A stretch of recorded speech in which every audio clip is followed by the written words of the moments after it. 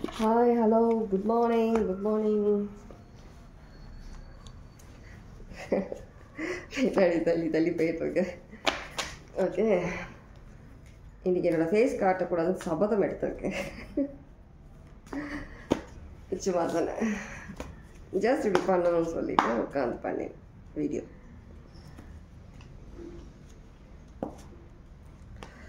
ஏதோ ஒரு விஷயம் ஆஃப் மாதிரி இருக்குது. என்ன விஷயம் ஆஃப் இருக்குது அப்படின்னு தெரியல.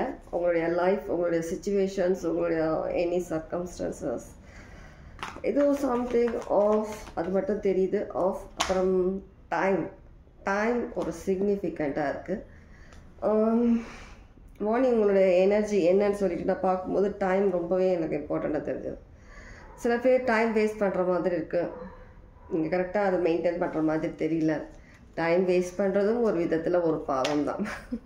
ஒரு பாவத்தை சேர்த்துக்கிற மாதிரி டைம் வேஸ்ட் பண்ணுறது ஒரு கடவுள் உங்களுக்கு காட்டுற வழியில் நீங்கள் வந்துட்டு அதை ஃபாலோ பண்ணி போகாமல் அதை இக்னோர் பண்ணிகிட்டே இருக்கிறீங்க. நீங்கள் ஏதோ சில விஷயங்கள் நடந்துகிட்ருக்கிறதுனால அந்த விஷயங்களுக்காக நீங்கள் வந்துட்டு உங்களுடைய டைம் வேஸ்ட் பண்ணிகிட்டே இருக்கிற மாதிரி தோணுது. சொல்லும் போது 119 ஆக்ஷன் தேவை. 119 ஆக்ஷன் தேவை. வேஸ்ட் பண்ணிகிட்ருக்கீங்க, டைம் வேஸ்ட் பண்ணிகிட்ருக்கீங்க. கடவுள் சொன்ன விஷயங்களை நிராகரிச்சிட்டு இருக்கிறீங்க. அதுவும் ஒரு பாவம், சின். ஓகே, இது யாருக்கும் தெரியல இந்த மெசேஜ். யாருக்கோ அவங்க எடுத்துக்கொள்ளவும். ஓகே,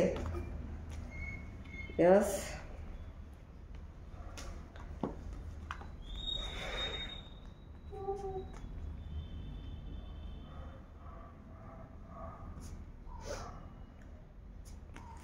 எம்ப்ரஸ் எனர்ஜியில் இருக்கீங்க. உங்களுக்கு எல்லா விதமான விஷயங்களும் உங்களுக்கு தெரியுது. இருந்தாலும் ஏதோ ஒரு விஷயத்தில் நீங்கள் வந்துட்டு கட்டி போட்டு வச்ச மாதிரி ஏதோ ஒரு என்ன சொல்ல, மேக்னெட் அந்த மாதிரி ஏதோ ஒரு விஷயத்து மாதிரி நீங்கள் ஏதோ ஒரு விஷயத்தை அதுலேயே நீங்கள் அட்டாச்ட் ஆகிட்டு இருக்கிற மாதிரி எனக்கு இங்கே ஃபீல் ஆகுதுங்க.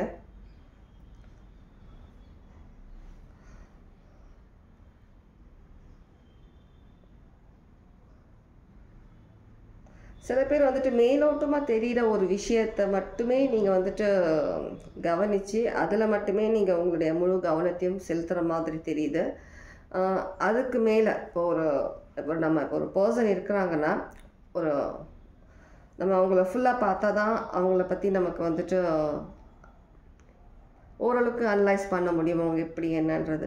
நீங்கள் ஜஸ்ட் மேலோட்டமாக ஒரு விஷயத்தை பார்த்துட்டு அவங்க ஃபேஸ் எப்படி இருக்குது, அவங்க மேபி இதனால தான் எனக்கு வந்து ஸ்பிரிட்ஸ் வந்து எனக்கு இந்த மாதிரி உட்காந்து ரீடிங் பண்ண சொன்னாங்களோ என்னமோ. Very good. இப்போ தான் புரியுது எனக்கு ஏன் என்னை இப்படி உட்காந்து ரீடிங் பண்ண சொன்னாங்கன்னு சொல்லிட்டு. ஒருத்தவங்களோட ஃபேஸ் பார்த்தா தான் நம்மளால் அனலைஸ் பண்ண முடியும். அவங்க என்ன மாதிரியான அவங்களுடைய ஃபேஸில் வந்துட்டு அந்த ரியாக்ஷன்ஸ் தெரியும் இல்லையா. அவங்க வந்து எந்த விதத்தில் அவங்க மைண்ட் செட் இருக்குது என்னன்றது நம்ம ஒருத்தவங்க பேசும்போது அவங்களோட ரியாக்ஷன்ஸ் வந்து அவங்களோட ஃபேஸில் அவங்கள அறியாமல் சில விஷயங்களை அவங்க வந்து வெளிப்படுத்துவாங்க ஃபேஸ் அந்த ரியாக்ஷன்ஸில். அதை பார்த்தோம்னா தான் நம்மளால் அனலைஸ் பண்ண முடியும் இவங்க என்ன இன்டென்ஷனில் இருக்கிறாங்கன்னு சொல்லி சில நேரத்தில் இல்லையா. அதனால் நீங்கள் ஜஸ்ட் மேலோட்டமாக பார்த்துட்டு அவங்களோட ரியாக்ஷன்ஸ் எப்படி இருக்குது, அவங்க மைண்டில் எப்படி இருக்குது, அவங்களோட ஃபேஸ் ரியாக்ஷன்ஸ் என்ன மாதிரியான ஒரு விஷயங்கள் உங்களுக்கு தெரியப்படுத்துது, அவங்கள அறியாமலே சில விஷயங்கள் அவங்க வெளிப்படுத்துகிறாங்கன்றத பார்க்காமலே ஒரு முழு நம்பிக்கை வச்ச மாதிரி இருக்குது. அதனாலே நீங்கள் வந்துட்டு சில பேர் வந்துட்டு டைம் வேஸ்ட் பண்ணுற மாதிரி இருக்குது. சில விஷயங்களை டைம் வேஸ்ட் பண்ணிகிட்ருக்குறீங்க. ஃபேஸ் முக்கியம், பேசும்போது முகம் முக்கியம், முக பாவனைகள் முக்கியம், என்ன விதத்தில் அவங்க வெளிப்படுத்துகிறாங்க. என்ன தான் ஒருத்தவங்க வந்து மைண்டில் பல விஷயம் போட்டுட்டு வந்தாலும் மறைச்சிட்டு வந்தாலும் அவங்கள அறியாமலே சில அவங்களுடைய ஃபேஸ் நமக்கு தெரிஞ்சிடும். அவங்க வந்து ஹாப்பியாக இருக்காங்களா இல்லையா, அவங்களுக்கு வந்துட்டு சில விஷயங்களில் என்ன மாதிரியான விஷயங்கள் அவங்களுக்கு பிடிச்சிருக்கு பிடிக்கலன்றதெல்லாம் நம்மளால் அந்த ஃபேஸ் வச்சு கண்டுபிடிச்சிட முடியும் இல்லையா. அவங்களுக்கு அறியாமலே அது மாறும், அந்த முகமோட இது மாறும். ஓகே, என்ன மாதிரியான மெசேஜ் ஏன் என்னை இப்படி உட்கார சொன்னாங்கன்றது இப்போ தான் எனக்கு புரியுது.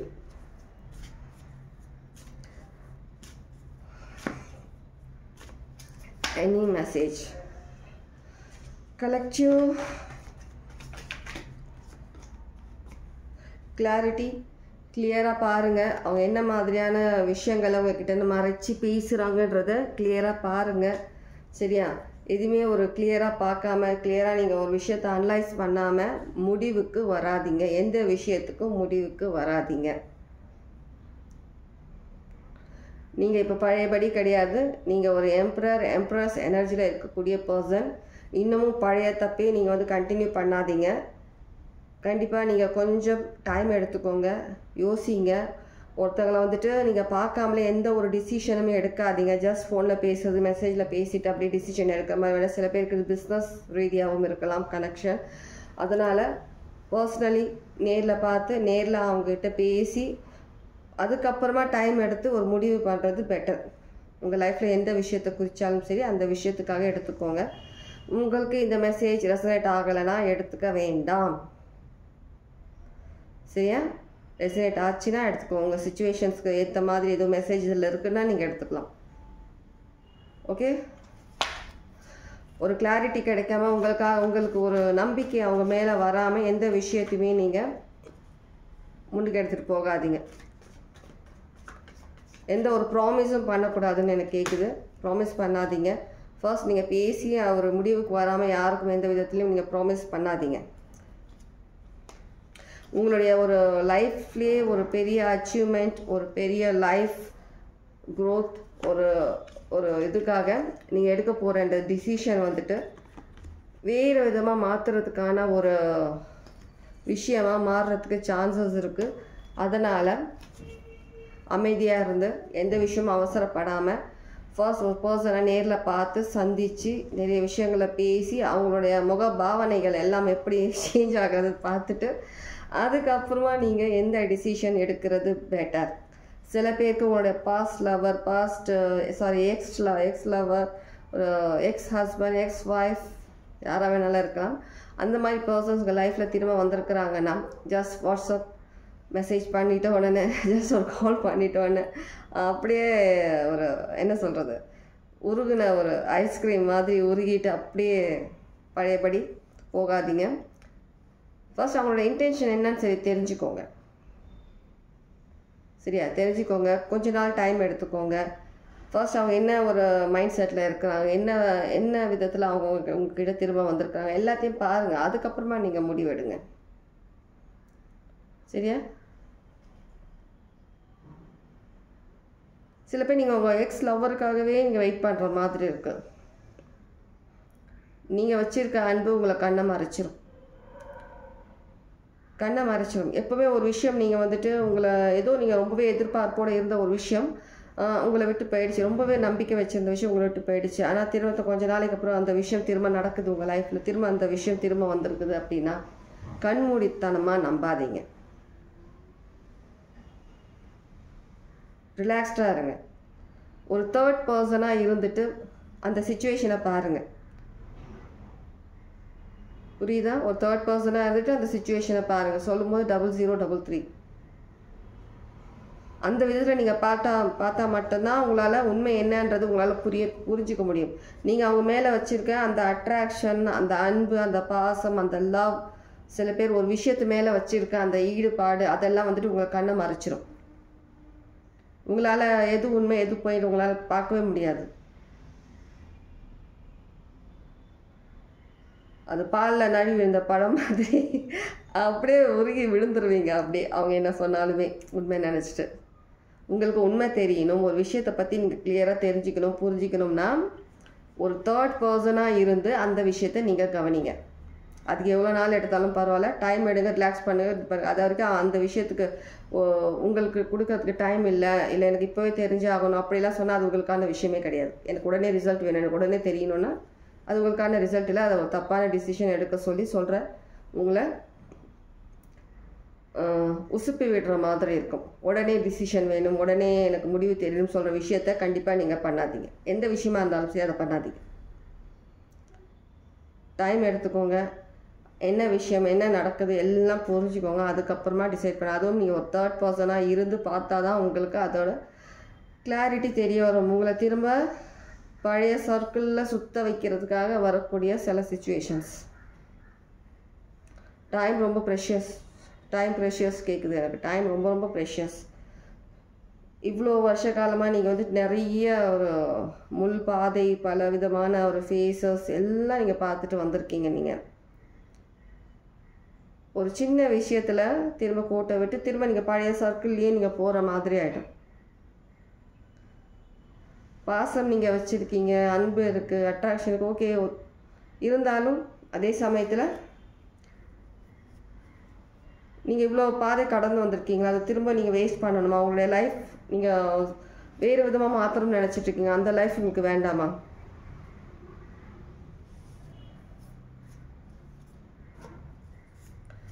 டிக்னிட்டின்னு கேட்குது எனக்கு. டிக்னிட்டி சிக்னிஃபிகண்ட்டாக இருக்கலாம். ஓகே, இதில் என்ன மெசேஜஸ் வருதுன்னு பார்த்துட்டு ரீடிங்கை வைண்ட் அப் பண்ணிக்கலாம்.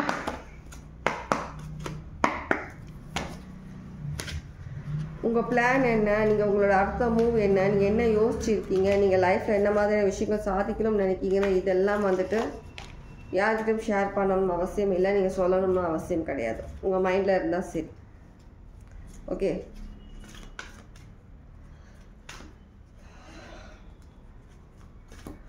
ஒரு விஷயத்தில் உங்களை வந்துட்டு கனெக்ட் பண்ணியே வைக்கிறதுக்காக, உங்களை பைண்ட் பண்ணி அப்படியே அந்த விற்கிறதுக்காக சில விஷயங்கள் நடக்கும். ஏன்னா இப்போ நீங்கள் வந்து ரொம்பவே ஃப்ரீ பேர்டாக இருக்கிறீங்க. நீங்கள் நினச்சதை செய்கிறீங்க. நீங்கள் நினச்ச அந்த ஒரு விஷயம் நீங்கள் பண்ணணும்னு நினச்சிங்கன்னா அந்த விஷயத்த பண்ணுறீங்க. உங்களுக்கு பிடிச்ச விஷயங்களை பண்ணுறீங்க. உங்களோட ஃப்யூச்சருக்காக நிறைய விஷயங்கள் பிளான் பண்ணியிருக்கீங்க, பண்ணுறீங்க. சின்ன சின்ன விஷயங்களாக உங்களை அந்த அளவுக்கு ஃப்ரீடம் இல்லாமல் உங்களை பிடிச்சி வைக்கக்கூடிய விஷயம்தான் நடக்குது. சில விஷயங்கள் கடவுள் நம்பி தான் நம்ம எடுக்கணும் முடிவை.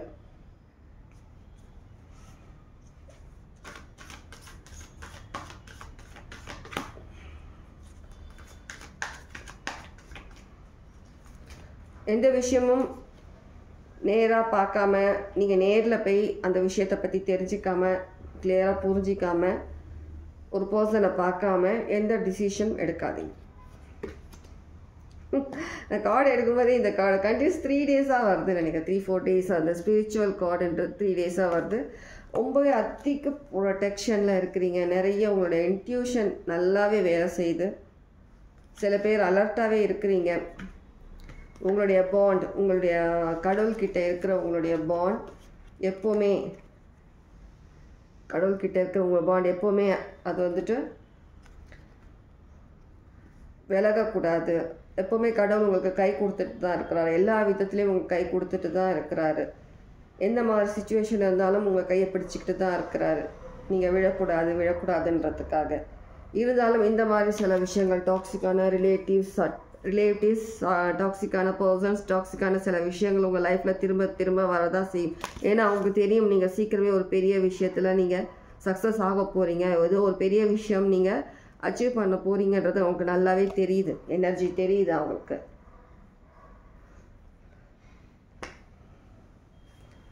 த்ரீ 6-9 பார்க்குறவங்களா இருக்கலாம்.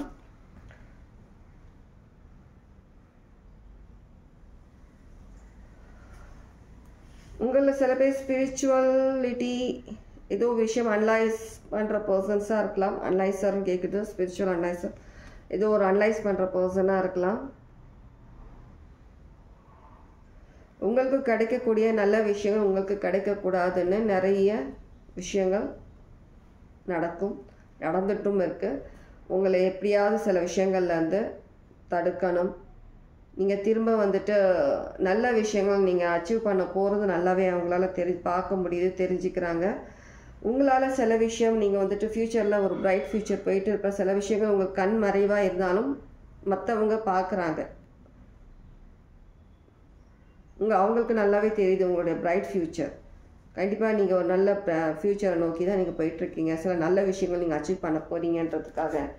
அதனாலே அவங்களும் வந்துட்டு அட்டாச்சாக இருக்கணும், உங்களை எப்படியாவது தடுக்கணும் அப்படின்ற மாதிரி சில விஷயங்கள் நடந்துட்டுருக்கு.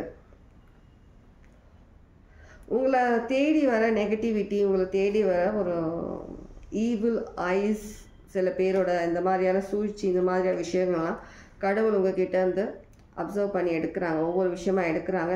அதை நீங்களும் புரிஞ்சிக்கணும், நீங்களும் ஒரு சேஃப் ஜோன், ஒரு சேஃப் பர்சனாக இருக்கணுன்றதுக்காக சில விஷயங்கள் கண் எதிர்க்க காட்டுறாங்க. சில பேர் ட்ரீம்ஸில் பார்ப்பீங்க, கண்டிப்பாக அவங்களுடைய எதிரியே ட்ரீம்ஸில் பார்ப்பீங்க.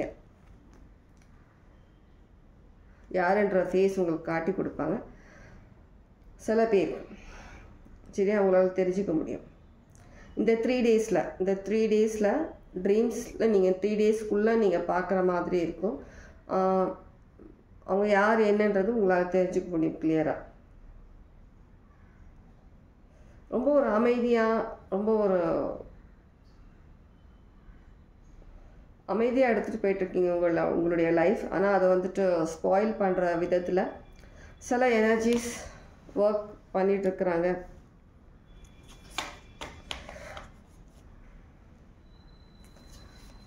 சேஃபாக இருந்துக்கோங்க. க்ரௌன் சாக்ரா இதுலேயும் அது குறிப்பிடுற மாதிரி இருக்குது. கண்டிப்பாக உங்களுடைய இன்ட்யூஷன், நீங்கள் யோசிக்கிற விதத்தை வந்துட்டு யோசிக்க விடாமல் பண்ணுறதுக்காகவும் பிளானிங்ஸ் இருக்குது. சில விஷயங்கள் பண்ணுவாங்க, நீங்கள் அந்த விஷயத்தை பற்றி உங்களுக்கு தெரியக்கூடாது, சில விஷயங்கள் உங்களுக்கு புரியக்கூடாது, நீங்கள் அந்த விஷயம் உங்கள் கண்ணில் கிட்ட மறைஞ்சி இருக்கணும் அப்படின்றதுக்காக சில விஷயங்கள் பண்ணுறாங்க. ஏன்னா அவங்களுக்கு தெரியும் நீங்கள் வந்து ரொம்பவே blessed person.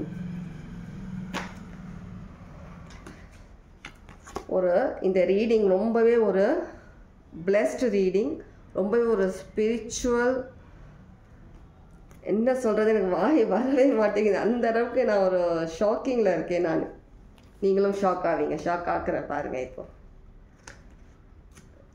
you're going to be shocked. பாருங்க, தெரியுதா? நம்பர்ஸ் தெரியுதா? 9 9 9 999. எவ்வளோ பெரிய ஒரு பவர்ஃபுல் நம்பர், எவ்வளோ பெரிய ஒரு பவர்ஃபுல் மெசேஜ் தெரியுங்களா? இது ரொம்பவே பவர்ஃபுல் மெசேஜ். சில விஷயங்கள் உங்களுக்கு கண்ணுக்கு தெரியாமல் மறைச்சி பண்ண நினைக்கிறாங்க, பண்ணிட்டும் இருக்காங்க. சில பேர் பார்க்காம, ஒரு விஷயத்தை பற்றி புரிஞ்சிக்காம, யாருக்கும் ப்ராமிஸ் பண்ணாதீங்க, எந்த விஷயத்துக்காகவும் பண்ணித்தரேன்னு பண்ணுறேன்னு சொல்லிவிட்டு அவங்க சொல்கிற விஷயத்த காற்று பார்த்தீங்களா சடனாக இப்போ தான் ஸ்டார்ட் ஆகுது. இவ்வளோ நேரம் காற்று கிடையாது. நீங்கள் நோட் பண்ணியிருந்தீங்கன்னா அப்படியே காமாக இருந்தது. அப்படியே எப்படி காற்று அடிக்குது பாருங்கள், சவுண்டாவது கேட்கும் உங்களுக்கு. ரொம்ப பவர்ஃபுல் மெசேஜ், ரொம்ப ரொம்ப பவர்ஃபுல். நானும் நிறைய விஷயங்கள் நடந்தது வீட்டில், அது சில விஷயங்கள் நான் சொல்லக்கூடாது, அதனால் நான் அவங்ககிட்ட சொல்ல முடியல இப்போதைக்கு. ஒரு டிவைன், பவர்ஃபுல் டிவைன் எனர்ஜி கண்டிப்பாக இருக்குது.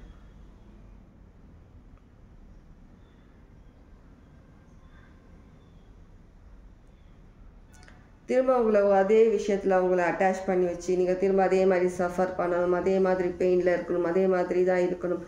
எதுவுமே உங்கள் மைண்டில் நீங்கள் இப்போ நார்மலாக நீங்கள் வந்து ஒரு ஜென்ரலாக நிறைய விஷயங்கள் நீங்கள் இப்போ யோசிக்கிறீங்க இல்லையா? சில விஷயங்கள் பார்த்தீங்கன்னா நீங்கள் யோசிக்கிறீங்க, உங்களுக்கு புரியுது என்ன நடக்குது என்னன்றது. அப்படி இல்லாமல் நீங்கள் ஒரு மந்தமாக எதுவுமே புரியாமல் எதுவுமே தெரியாமல் அப்படியே இருக்கணும்னு சொல்லிட்டு தான் பிளானிங். கேர்ஃபுல்லாக இருங்க. 369 சொல்லும் போது நான் ரீடிங்லேயே சொன்னேன் 369 சொல்லிட்டு பார்க்காம, ஆனால் இங்கே 369 பார்த்தேன்.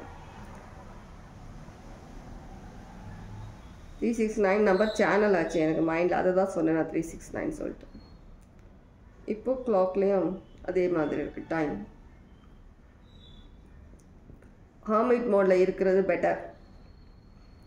உடனே ஒரு விஷயத்துக்கு ரிப்ளை பண்ணாதீங்க, ஆன்சர் பண்ணாதீங்க, டைம் எடுங்க, அமைதியாக இருங்க, யார் பேச்சும் கேட்காதீங்க. உங்களுடைய இன்ட்யூஷன் ரொம்ப ஒரு பவர்ஃபுல்லாக வேலை பார்க்குது. உங்கள் இன்ட்யூஷனை நம்புங்க, கடவுளை நம்புங்க. நீங்கள் எந்த கடவுளை அதிகமாக நீங்கள் விரும்புகிறீங்களோ அந்த கடவுள் சொல்கிற விஷயங்களை நம்புங்க.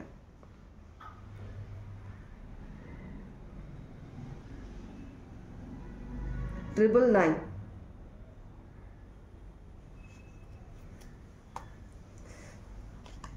7 நம்பரும் அடிக்கடி வந்துட்டுருக்கு, 5 நம்பர் அடிக்கடி வந்துட்டுருக்கு, 6 சிக்னிஃபிகண்ட்,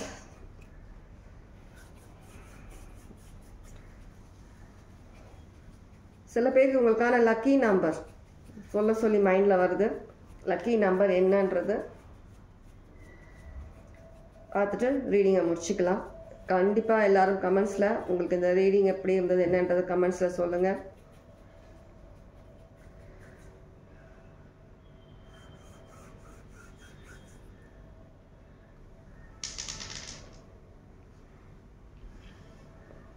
எயிட்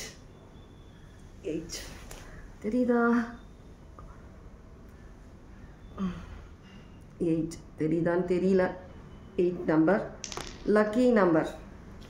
ஓகே, இன்றைக்கி ஏதாவது நம்பர் நீங்கள் பண்ணுற மாதிரி தான் 8 அது இருக்கிற மாதிரி எதனா நீங்கள் பண்ணிங்கன்னா உங்களுக்கு இன்றைக்கி நாள் லக்கியஸ்ட் பர்சனாக இருப்பீங்க.